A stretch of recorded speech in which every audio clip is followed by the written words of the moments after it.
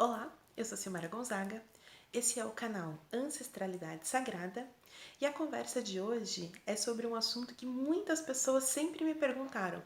Desde quando eu comecei meus processos terapêuticos, amigos que sabiam que eu estava fazendo terapia, sabiam que eu estava estudando, sempre me perguntavam como escolher um terapeuta. Então é sobre isso que a gente vai conversar hoje. A primeira coisa que é importante a gente saber é que um terapeuta ele não precisa ser, como algumas pessoas pensam, uma pessoa extraordinária que domina todos os assuntos, todas as ferramentas e todos os caminhos. Cada terapeuta e cada processo que esse terapeuta vai desenvolver, ele está muito conectado com a jornada pessoal dele. A gente sempre fala isso em diversas caminhadas, seja na linha da psicologia, da psicanálise, da terapia corporal, holística, energética, seja qual for o caminho, sempre é muito colocado que é importante que o terapeuta faça também a sua própria jornada. Você não consegue, por exemplo, ser um psicanalista se você não tiver ali uma caminhada de uma jornada onde você estava sendo analisado, onde você estava passando por sessões de terapia voltada para essa área da psicanálise, você sendo analisado. Então isso é importante entender porque faz parte de um trabalho contínuo. O terapeuta ele nunca vai estar pronto 100%. É uma construção que ela é eterna. Enquanto você viver, você vai estar dentro desse processo de autodesenvolvimento. Então quando você conhece um terapeuta, né, ou vai fazer a escolha, sempre é importante você dar uma olhada nisso, né? Qual que é a linha que ele segue no seu autodesenvolvimento? Você percebe que ele é uma pessoa que está sempre se trabalhando, que não se limita, que está sempre buscando se desenvolver, se autodesenvolver, né? Isso é muito importante para uma primeira decisão, né? Saber isso. Uma segunda coisa muito importante é sobre a questão de qual que é a visão que esse terapeuta trabalha dentro do seu processo pessoal.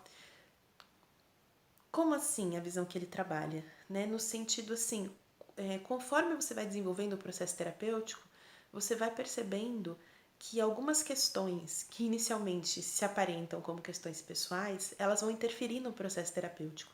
Então, muitas vezes a forma como o terapeuta se relaciona com a sua própria vida, com as pessoas, com o mundo, com os seus pensamentos, com aspectos sociais, com aspectos às vezes até políticos, eles vão interferir nessa relação terapêutica, na forma como ele desenvolve o processo, né? Na ética que ele tem dentro desse processo, da profundidade de conhecimento que ele tem dentro das ferramentas que ele utiliza, no processo de reciclagem desse conhecimento. Então, tudo isso é muito importante. Mas acho que o mais essencial é justamente falar desse processo de que você não precisa ter um caminhar linear e eterno com esse terapeuta. A jornada terapêutica ela está muito conectada também assim com diversos momentos em que você vai trocando de método. E você pode tanto trocar de método quanto trocar de terapeuta. Muitas vezes você inicia uma jornada e aquele terapeuta vai ter determinadas ferramentas com as quais ele trabalha.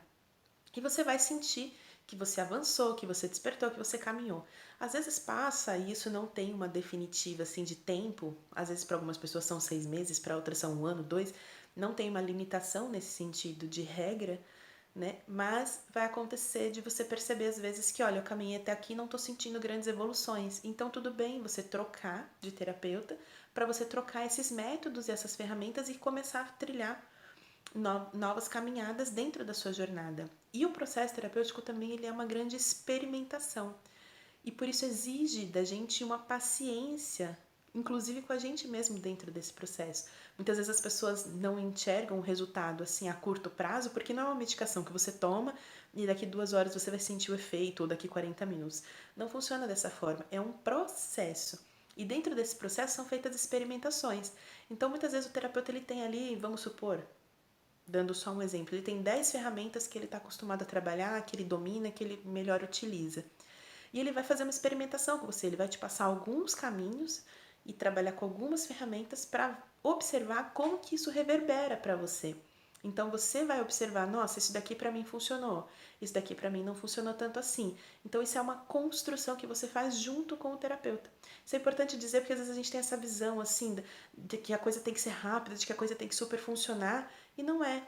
A gente precisa respeitar o tempo da ferramenta, o nosso tempo de acomodação daquele processo e também a nossa paciência de construir o nosso próprio caminho. Muitas vezes uma ferramenta que serviu para outra pessoa não vai servir para você da mesma forma. É um processo muito individual e muito particular. Espero ter ajudado e a gente conversa no nosso próximo encontro um pouquinho mais sobre as ferramentas terapêuticas.